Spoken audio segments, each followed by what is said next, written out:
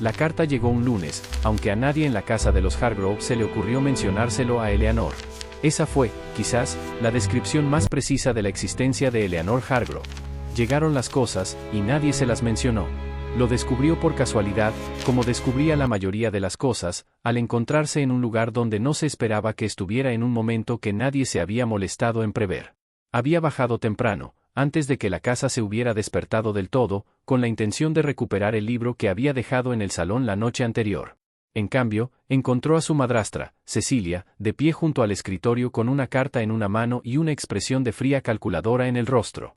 «La duquesa de Ashworth te ha invitado a su reunión de invierno», dijo Cecilia sin volverse. Siempre había tenido ese don especial, la capacidad de percibir la presencia de Eleanor, como un gato percibe una corriente de aire. Intrigada, Eleanor esperó. «Por supuesto, rechazaré la oferta en tu nombre». Cecilia dejó la carta sobre la mesa y la alisó con una mano con delicadeza. «Usted no tiene un vestido adecuado para una ocasión como esta, y no podemos permitirnos el gasto de remediarlo. Además, la duquesa es anciana y excéntrica, y casi con toda seguridad te confundió con otra persona». Eleanor miró la carta. Su nombre estaba escrito en ella con letra clara y decidida, señorita Eleanor Hargrove, no el de su hermanastra. No era un error. No dijo eso. Había aprendido, durante los 7 años que llevaba viviendo en esa casa, que decir la verdad solo le creaba más problemas. «Por supuesto», dijo, y fue a buscar su libro. Ella no lo encontró. Su hermanastra, Portia, lo había tomado, como Portia tomaba casi todo, sin preguntar, sin darse cuenta, sin considerar que la cosa perteneciera a otra persona. Eleanor se sentó junto a la ventana y observó cómo el aguanieve golpeaba el cristal, sin pensar en nada en particular. Al otro lado de la ciudad, en una mansión mucho más grandiosa que la residencia Hargrove, el duque de Ashworth también leía una carta. Se llamaba Edmund Ashworth, tenía 31 años y poseía un rostro que hacía que la gente enderezara la espalda involuntariamente, no por su atractivo convencional, que también lo tenía, sino porque parecía un hombre esculpido en mármol al que, por accidente, serena, contenida, imposible de descifrar. Leyó la carta 2 veces. Luego la dejó sobre la mesa con la quietud característica de quien ha tomado una decisión tan rápida y definitiva que el mundo exterior aún no la ha asimilado. La carta era de su madre, la duquesa viuda, quien se había carteado con la difunta Lady Hargrove antes de la muerte de esta última 7 años antes. Su madre le había escrito con la furia contenida que reservaba para las verdaderas injusticias, describiendo lo que había averiguado recientemente sobre la hija mayor de la difunta Lady Hargrove, quien, en los años transcurridos desde la muerte de su madre, había sido reducida a algo apenas distinguible de una sirvienta sin sueldo en la casa de su propio padre, a quien habían despojado sistemáticamente de su vestuario, su correspondencia, sus oportunidades, su visibilidad, hasta que se había convertido, a juicio de su propia familia, en prácticamente nada. «Tiene 23 años», había escrito su madre, «y no ha asistido a un solo evento social en 4 años. Sus cartas fueron interceptadas. No lo supe hasta que la señora Pemberton me contó lo que había presenciado. Edmund, alguien tiene que hacer algo». Edmund leyó esto y pensó, sí, alguien tiene que hacerlo. No era, por naturaleza, un hombre impulsivo. Era preciso, reflexivo y muy reservado. Por lo general, no se involucraba en los problemas ajenos, no por falta de sensibilidad, sino porque había aprendido que la sensibilidad, cuando no se gestiona con cuidado, crea el caos. Pero algo en esta situación en particular, su crueldad específica, su naturaleza sistemática, la imagen de una mujer invisibilizada en su propia casa, había escapado por completo a toda su cuidadosa gestión. Escribió 2 cartas antes del desayuno, una a su abogado y otra a Cecilia Hargrove. La carta a Cecilia Hargrove fue una obra maestra de arquitectura social. Estaba escrita en su papel de carta más impresionante, con su letra más impresionante, e informaba a la señora Hargrove le comunicó que su madre, la duquesa viuda de Ashworth, había sido una querida amiga de la difunta Lady Hargrove, y que había solicitado, de forma específica y personal, la compañía de la señorita Eleanor Hargrove en Ashworth Park durante la temporada de invierno. La duquesa viuda era anciana, explicaba la carta, y su salud era delicada, y le sería un gran consuelo tener cerca a la hija de su vieja amiga. Se enviaría un carruaje el jueves. Estrictamente hablando, no era una invitación que pudiera rechazarse, no sin ofender a una duquesa, no sin el tipo de consecuencias sociales que Cecilia Hargrove, a quien le importaban enormemente las consecuencias sociales, no podía permitirse. Edmund selló la carta, se aclara la garganta, se la entregó a su lacayo y bebió su té, que se había enfriado mientras escribía, y sintió algo que no supo identificar con exactitud en el pecho. Se dijo a sí mismo que era simplemente la satisfacción de un problema práctico resuelto. En ese preciso instante, no fue del todo sincero consigo mismo. El carruaje llegó el jueves, como prometido. A Eleanor le habían avisado con 40 minutos de antelación. Estaba en el vestíbulo de la casa de su padre con un solo baúl. Cecilia había sido muy específica sobre lo que podía llevarse, es decir, muy poco, y observó a su madrastra alisarse las inexistentes arrugas de las mangas con la expresión de una mujer que finge amabilidad ante un público invisible. «Te portarás lo mejor posible», dijo Cecilia.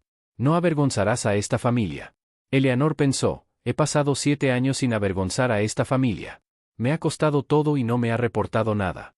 Dijo, «Por supuesto». Su padre estaba de pie en el umbral de su estudio. La miró con la expresión que ella ya conocía de él, una especie de culpa agotada que nunca terminaba de traducirse en acción. Él había amado a su madre. Ella lo creía. Él simplemente amaba más su propia paz. «Buen viaje, Eleanor», dijo él. Ella asintió una vez y salió por la puerta. El carruaje era más lujoso que cualquiera en el que hubiera viajado en años. Los asientos estaban tapizados en terciopelo azul oscuro, y en las ventanas había pequeños herrajes de latón que captaban la tenue luz invernal y la proyectaban en pequeños destellos brillantes por todo el interior. Eleanor permaneció muy quieta, observando cómo la ciudad daba paso al campo, e intentó comprender lo que le estaba sucediendo. Todavía estaba tratando de comprender lo sucedido cuando el carruaje se detuvo en una posada para cambiar de caballos, la puerta se abrió y entró el duque de Ashworth. Era más alto de lo que ella esperaba. Lo primero que pensó fue, no guapo, ni intimidante, ni poderoso, aunque lo era todo, sino simplemente alto. Se acomodó en el asiento frente a ella con la particular economía de un hombre corpulento que ha aprendido a ocupar el espacio con precisión, la miró, ella lo miró a él, y el silencio duró aproximadamente 3 segundos más de lo estrictamente cómodo. «Señorita Hargrove», dijo. Su voz era baja y uniforme. «Me disculpo por la brusquedad del acuerdo. Pensé que era mejor actuar con rapidez». «Pensaste correctamente», dijo Eleanor antes de poder contenerse. Luego se preparó para la reacción, el leve entrecerrar de ojos, la expresión más fría, el sutil cambio de actitud que los hombres solían tener cuando las mujeres hablaban sin que se les preguntara. En cambio, algo brilló en su rostro, no disgusto, sino algo más parecido a la sorpresa, y luego, casi, al interés. «No eres lo que esperaba», dijo. «Rara vez soy lo que la gente espera», dijo Eleanor. «He descubierto que, por lo general, eso se usa en mi contra». El duque la miró fijamente durante un largo rato. Sus ojos eran grises, de un tono particular, como el cielo invernal antes de la nieve, y ella sintió el deseo de contemplarlos más tiempo del que era razonable. «No por mí», dijo finalmente.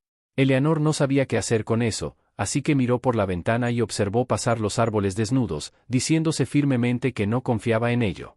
No confiaba. No podía. Pero notó que el silencio que siguió no era incómodo. Ashworth Park era enorme. Eleanor sabía que sería grande.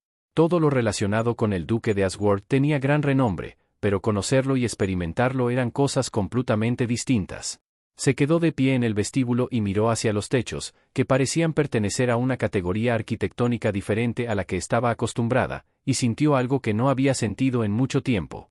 Pequeño. Pero no de la forma habitual en que se sentía pequeña, no disminuida. Algo más parecido a insignificante, pero de una manera liberadora. La sensación que uno tenía al estar de pie a la orilla del mar. «Pareces aterrorizado», dijo una voz. Eleanor se giró. La duquesa viuda de Ashworth era más baja de lo que Eleanor había imaginado. Una mujer menuda, de ojos brillantes, de unos 70 años, envuelta en lana de color burdeos intenso, con la expresión de alguien a quien la mayoría de las situaciones les resultaban divertidas o irritantes y que hacía tiempo que había dejado de fingir lo contrario. «No estoy aterrorizada», dijo Eleanor con cautela. «Me estoy recalibrando». Se aclara la garganta, la duquesa viuda la miró por un momento y luego rió, una risa genuina, cálida y alegre. «Oh, igualita a tu madre», dijo, cruzó el pasillo y tomó las manos de Eleanor entre las suyas. «Siento mucho no haberte encontrado antes. Yo no lo sabía. Quiero que lo entiendas.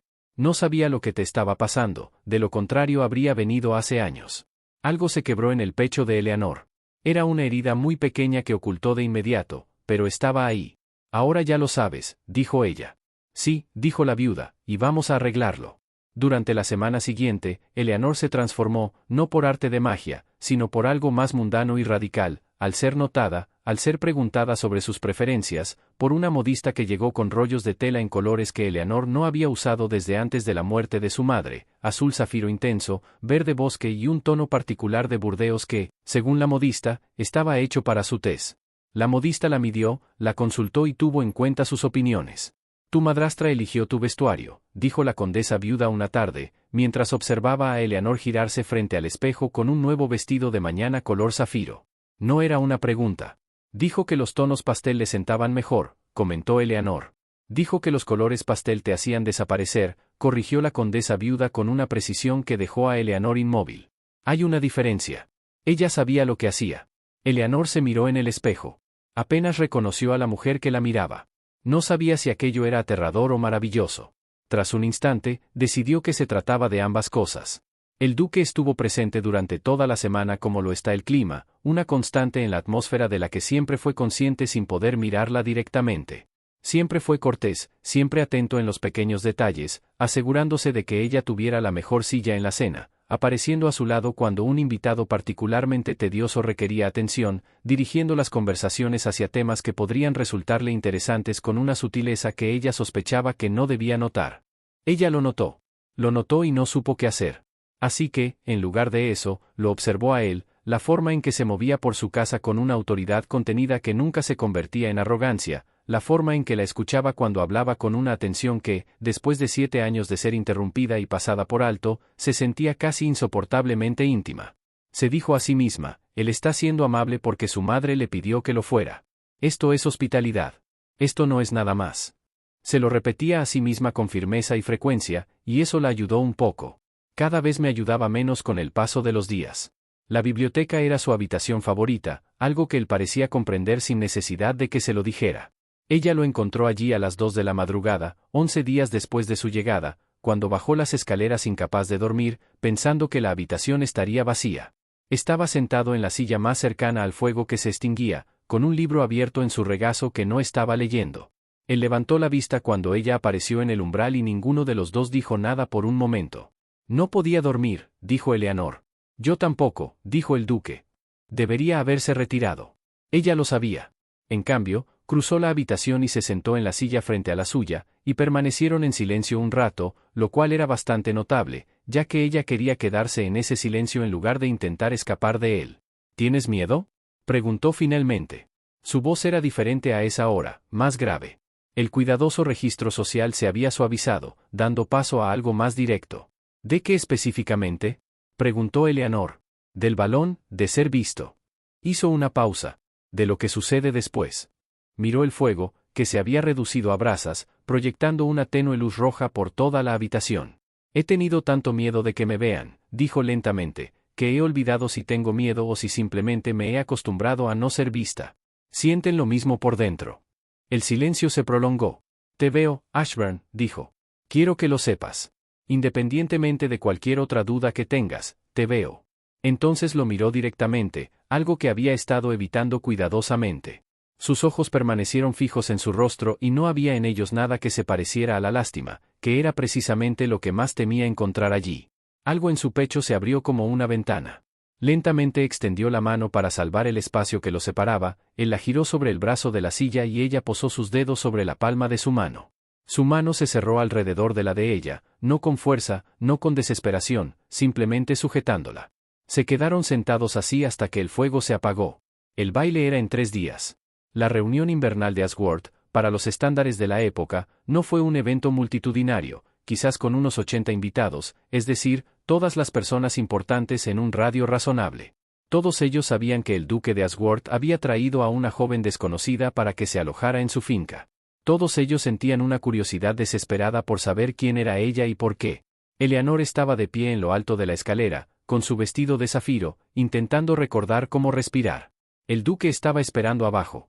Él le daba la espalda cuando ella comenzó a bajar, hablando con su mayordomo, y entonces algún cambio en la atención de la sala, hizo que se girara. Él la miró. Se había preparado para algo cortés, un gesto de aprobación, un cumplido susurrado del tipo, «Te ves muy bien». Él no dijo absolutamente nada.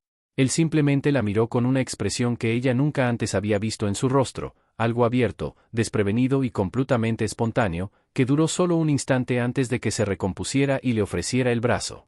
Pero ella lo había visto. Ella lo tomó del brazo y entraron juntos al salón de baile. Los susurros se extendieron por la sala como una marea, y Eleanor mantuvo la barbilla erguida y la mirada al frente, pensando, que miren. El vals comenzó una hora después de que comenzara la noche. No esperaba que se lo pidiera. Había estado moviéndose con cautela por la sala, aceptando presentaciones, lidiando con el particular esfuerzo social de ser una persona nueva en un mundo ya establecido, cuando él apareció a su lado y le dijo en voz baja, ¿bailarías conmigo? Ella lo miró. Usted es consciente de que esto provocará comentarios. Se aclara la garganta, lo sé, dijo. Y no te importa. Me doy cuenta, dijo, de que me importas muy poco cuando se trata de ti. Ella le tomó la mano. El vals era, más tarde no podría describirlo con precisión. Recordaría la calidez de su mano en su cintura, más cerca de lo que exigía la decencia, y como la habitación se difuminaba en los bordes hasta convertirse simplemente en color y luz, y la forma en que la miraba, no más allá de ella, no a través de ella, no a la versión de ella que era útil, conveniente o socialmente aceptable. A ella. La música terminó. Ninguno de los dos se movió de inmediato. Señorita Hargrove, dijo una voz a su lado. Ella se giró. El hombre que había hablado tendría unos 35 años, era guapo de una manera refinada y deliberada, con la sonrisa de alguien que la había practicado hasta que parecía natural. Se presentó como Lord Cavendish, era encantador, dijo todo lo que se le antojaba, y algo en él le produjo un escalofrío. Después, bailó con ella. No pudo negarse con elegancia. Y era agradable y atento, y en medio de una conversación sobre el campo, dijo casi con indiferencia, seguro que le resulta gratificante la atención de Ashworth. No se le conoce por eso. Ha sido muy amable, dijo Eleanor con cautela. Amable, repitió Lord Cavendish con un aire pensativo que no llegaba a ser una sonrisa. Sí. Ashworth es un estratega. Piensa a largo plazo.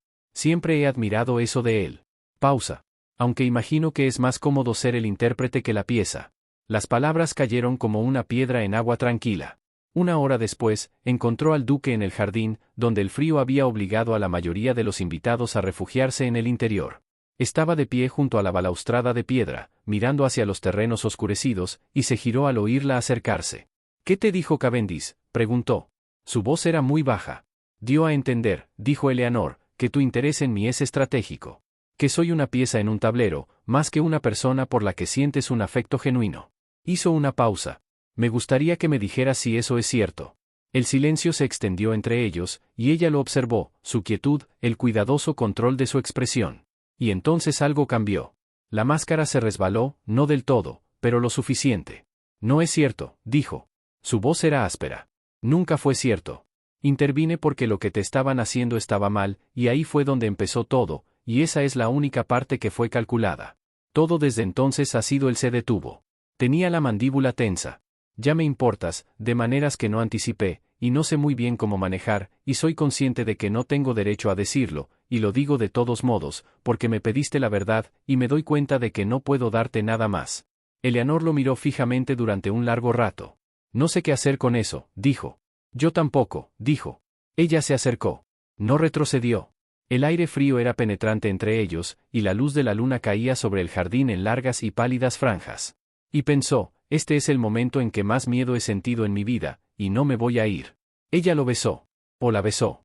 Más tarde, ella no estaría del todo segura de quién se movió primero, solo que en un instante había aire frío entre ellos, y al siguiente ya no, y sus manos estaban en su rostro, y el beso fue desesperado, cuidadoso y completamente sincero.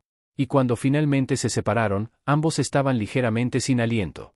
Pase lo que pase, dijo contra su cabello, lo afrontaremos juntos. Ella estuvo de acuerdo. No sabía entonces hasta qué punto esa palabra iba a ser puesta a prueba. La carta de su madrastra llegó un martes.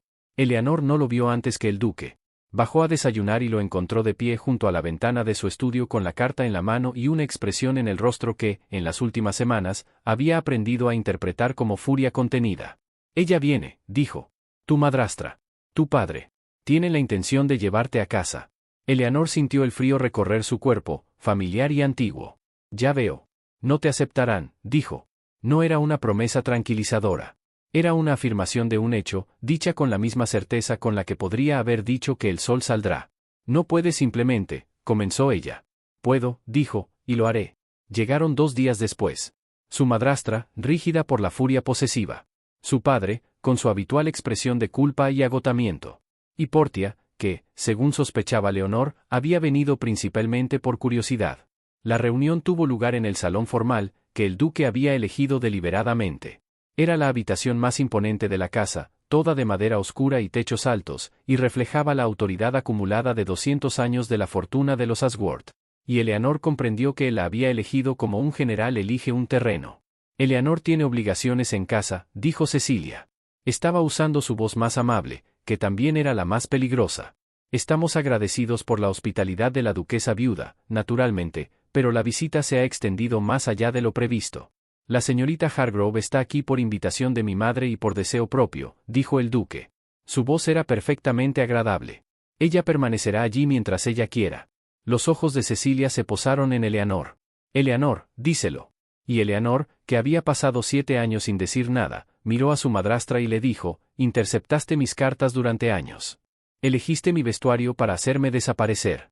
Me dijiste que era una carga, que estaba fracasando, que tenía suerte de tener un techo sobre mi cabeza cuando, de hecho, el dinero de mi madre pagó ese techo, y tú lo gastaste en las temporadas de Portia. Hizo una pausa. Su voz era muy firme. No voy a volver a casa. El silencio en la habitación era absoluto. Su padre la miró. Algo se reflejó en su rostro, no la culpa agotada a la que ella estaba acostumbrada, sino algo crudo, más cercano a la vergüenza. Eleanor, se aclara la garganta, comenzó. Te amé, dijo ella. Quería que me protegieras. No lo hiciste. Lo miró un momento más, y luego apartó la mirada, porque había dicho la verdad y no necesitaba presenciar las consecuencias. Cecilia se volvió hacia el duque. No tienes ningún derecho legal sobre ella. Ella no está bajo tutela. Ella no está bajo tutela. No, asintió el duque. ¿No lo está? Sin embargo, es una mujer con recursos económicos propios. El patrimonio de su madre, que mi abogado ha examinado, y que, debo informarle, fue claramente mal administrado de maneras que serán de considerable interés para las partes involucradas. Hizo una pausa. Yo sugeriría, señora Hargrove, le rogamos que considere detenidamente si desea que se inicie un examen legal de su tutela sobre las finanzas de la señorita Hargrove. Cecilia se quedó muy quieta. Además, el duque continuó con el mismo tono amable, tengo la intención de ofrecerle a la señorita Hargrove la protección de mi nombre, si ella la acepta. En otras palabras, mi intención es pedirle que se case conmigo, y le recomiendo encarecidamente que le dé su bendición, porque la alternativa, un examen público de los últimos 7 años, sería considerablemente menos cómoda para su familia que una simple felicitación. Cecilia miró a Eleanor. Por primera vez en 7 años, miró a Eleanor no como un inconveniente o un problema, sino como algo completamente distinto, como alguien que de alguna manera se había vuelto peligroso. Se marchó sin decir una palabra más. Eleanor se quedó en el salón después de que se fueran, en el silencio que siguió, e intentó comprender lo que acababa de suceder. Debería irme, dijo ella. El duque se apartó de la ventana. ¿Perdón? Debería irme. Su voz era cuidadosa, muy cuidadosa. Ya has hecho demasiado. Has puesto en peligro tu posición, tus relaciones, no puedo ser la razón por la que lo pierdas todo. No lo seré. Cruzó la habitación. Se detuvo frente a ella, lo suficientemente cerca como para que tuviera que alzar la vista para encontrarse con sus ojos, y sus ojos no eran fríos, ni imperturbables, ni del gris del cielo invernal que ella había notado al principio. Eran algo para lo que no tenía palabras, crudo, certero y totalmente presente. Escúchame, dijo. He pasado 31 años siendo exactamente lo que se esperaba de mí.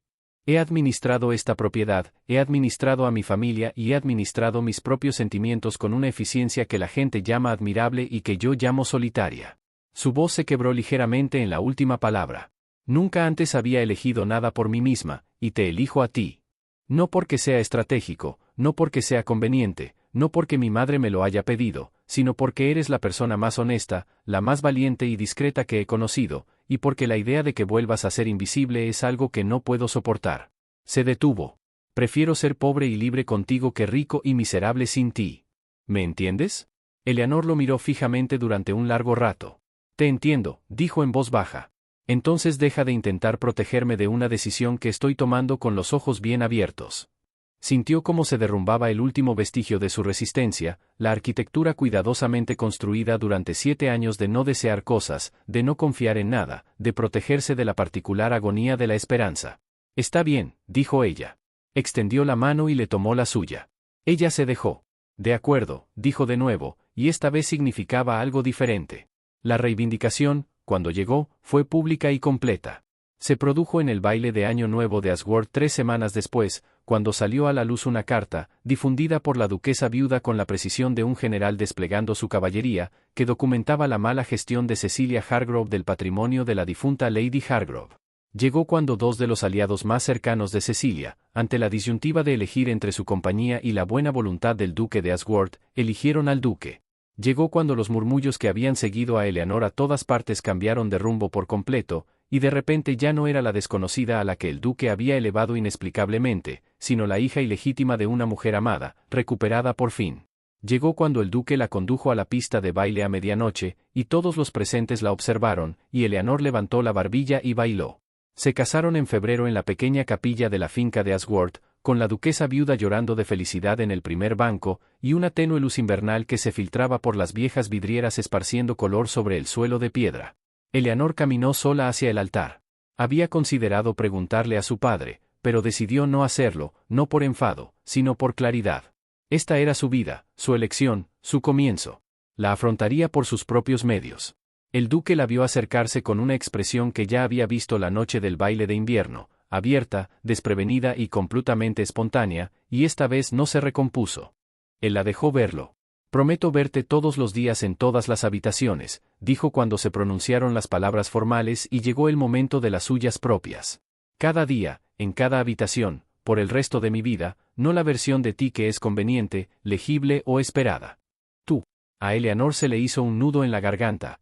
Prometo estar a tu lado, dijo, no detrás de ti, no en tu sombra, a tu lado, como tu igual, tu compañera y tu hogar. Sus ojos brillaban con intensidad. Hecho, dijo en voz baja. Hecho, aceptó ella. 2 años después, una mañana de principios de diciembre, Eleanor estaba sentada en la biblioteca, ahora su biblioteca, la habitación donde todo había comenzado, con una niña pequeña de cabello oscuro en su regazo que intentaba con ahínco comerse un trozo del libro que Eleanor intentaba leer. Marguerite, dijo Eleanor, eso no es comida. Marguerite, que había recibido su nombre en honor a la madre de Eleanor y había heredado la total indiferencia de su abuela ante las órdenes, continuó su investigación del trozo de libro con gran interés. El duque apareció en el umbral.